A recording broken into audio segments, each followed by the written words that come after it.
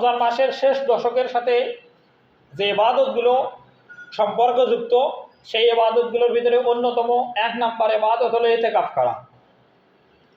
রমজান মাসের শেষ দশকের যে ইবাদতগুলো আছে এগুলোর প্রধান অন্যতম একটি ইবাদত হলো ইতিকাফ করা। ইতিকাফ আরবি শব্দ আকফুন শব্দ থেকে, যার শাব্দিক অর্থ হলো বন্দি থাকা বা আটক থাকা। এটা হলো স্বেচ্ছায় আল্লাহ তাআলা সন্তুষ্টির জন্য ইবাদতের উদ্দেশ্যে মসজিদে পুরুষদের এবং মেয়েদের জন্য তাদের বাড়িতে নির্দিষ্ট একটা ঘরে নিজেকে আবদ্ধ রাখাকে ইতিকাফ বলে। আবার বলছি, আল্লাহ তাআলা সন্তুষ্টির জন্য 1 নম্বর এটা হওয়া লাগবে। আল্লাহর সন্তুষ্টির জন্য ইবাদতের উদ্দেশ্যে পুরুষদের জন্য মসজিদে রমজানের শেষ দশকে এবং মহিলাদের জন্য তাদের বাড়িতে নির্দিষ্ট ঘরে আবদ্ধ থেকে ইবাদত বন্দেগী করাকে ইতিকাফ বলে। ইবাদত করবে এই উদ্দেশ্যেই ইতিকাফের মূল বিষয়। ইতিকাফ কয় প্রকার? ইতিকাফ 3 প্রকার। 1 নম্বর ইতিকাফ হলো ওয়াজিব ইতিকাফ। এটা মান্যত করলে হয় যে আমার যদি এই কাজটা পূরণ হয় তাহলে আমি ইতিকাফ করব। একটা নির্দিষ্ট সময় সেখানে উল্লেখ থাকবে যে 2 দিন, 5 দিন, 10 দিন, 1 মাস বা 1 মুহূর্তও হতে পারে। যেটা মান্যতের যে ইতিকাফ, এই ইতিকাফ পূরণ করা ওয়াজিব। এর জন্য কোনো সময় নাই, নির্ধারিত কোনো সময় নাই যে এই মাস এই দিন, এরকম না। দ্বিতীয় হলো ইতিকাফ সুন্নত ইতিকাফ। এই সুন্নত ইতিকাফ হলো রমজান মাসের শেষ 10 দিনের যে ইতিকাফ, এই 10 দিনের ইতিকাফ হলো হুকুমের দিক থেকে সুন্নত ইতিকাফ। এটা রাসূল সাল্লাল্লাহু আলাইহি সাল্লাম করেছেন তার নবুয়তের মানে এই হিজরত করার পরে যখন রোজা ফরজ হয় তখন ওফাতের পূর্ব মুহূর্ত পর্যন্ত প্রতি বছরই তিনি ইতিকাফ করেছেন। রাসূল সাল্লাল্লাহু আলাইহি সাল্লামের ইন্তেকালের পরে তার স্ত্রীগণ উম্মাহাতুল মুমিনিন তারাও তাদের বাড়িতে নির্দিষ্ট ঘরে ইতিকাফ করতেন। ইতিকাফ ব্যাপারে যতগুলো হাদিসের কিতাব আছে সকল হাদিসের কিতাবে বাবুল ইতিকাফ নামে আলাদা একটা অধ্যায় আছে। ইতিকাফের গুরুত্ব এত বেশি। দুঃখজনক হলেও সত্য, সবগুলো হাদিসের কিতাব ইতিকাফের হাদিসগুলো পড়লে যেটা জানা যায়, রাসূল সাল্লাল্লাহু আলাইহি সাল্লাম তার মদিনায় হিজরত করার পরে রোজা ফরজ হওয়ার পরে যতটা বছর তিনি রোজা অবস্থায় ছিলেন পেয়েছিলেন প্রত্যেকটা বছর তিনি ইতিকাফ করেছেন, একটা বছরও তিনি ইতিকাফ ছাড়ে নাই।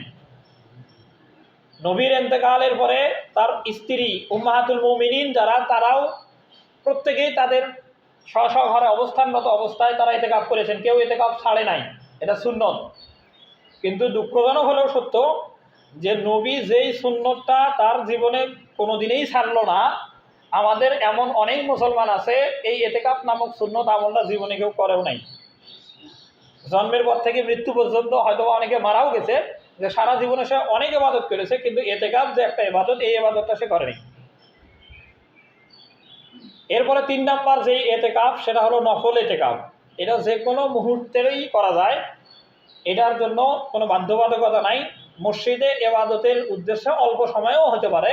যেমন আমরা এটা পেয়ে থাকি যে কথাটার সাথে, সেটা হলো যারা তাবলিগ জামাত করে এটা তারাই বেশি বলে। তাছাড়া এটা আপনিও করতে পারেন, আমিও করতে পারি, সবাই করতে পারে, কিন্তু তাদের ভাষায় তারা এই কথাটা বেশি ব্যবহার করে।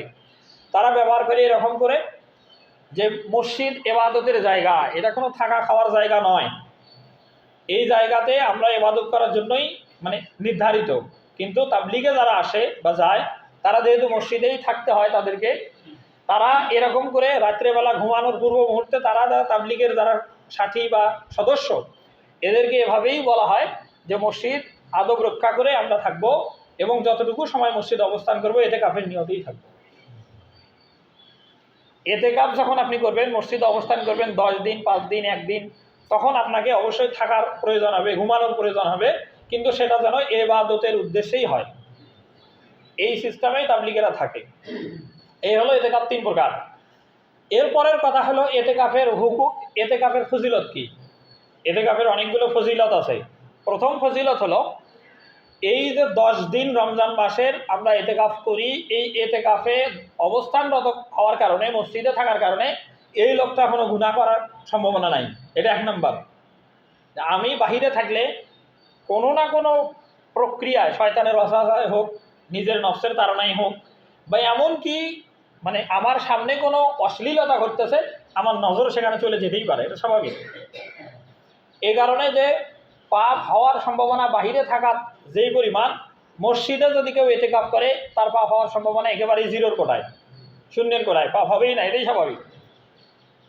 আর দ্বিতীয় কথা হলো, এই লোকটা ইতিকাফ করার কারণে মসজিদে ইবাদত করতেছে, যেমন কোরআন করতেছে, নামাজ পড়তেছে, জিকির আজগার করতেছে, আরও যতগুলো ইবাদত তার দ্বারা মসজিদের ভিতরে থাকার কারণে করা সম্ভব, এগুলো তো সে করবেই। এবং এগুলোর বাইরে, মসজিদের বাইরে যদি সে উন্মুক্তভাবে থাকতো, তাহলে যে ইবাদতগুলো করার সুযোগ সে পাইতো, এই ইবাদতগুলোরও সোয়াব আল্লাহ ইতিকাফকারীকে দান করবেন।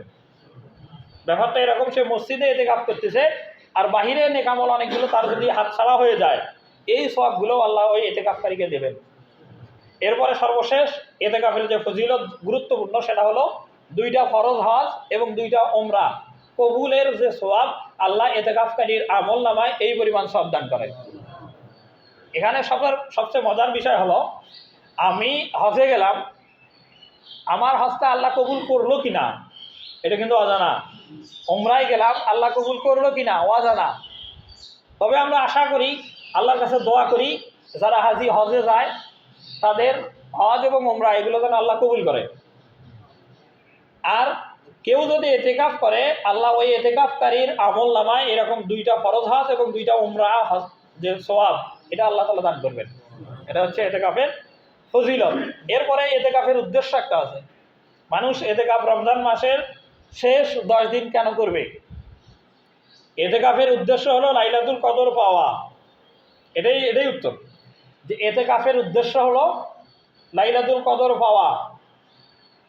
যদি কোনো ব্যক্তি রমজান মাসের শেষ দশক, পুরো 10 দিন বা চাঁদের গণনা অনুযায়ী 9 দিন, যেটাই হোক, এই শেষ দশকের এই সময়টা মসজিদে অবস্থানপূর্বক ইতিকাফ করে, তাহলে সে নিশ্চিত লাইলাতুল কদর পাবে। এটা চূড়ান্ত কথা।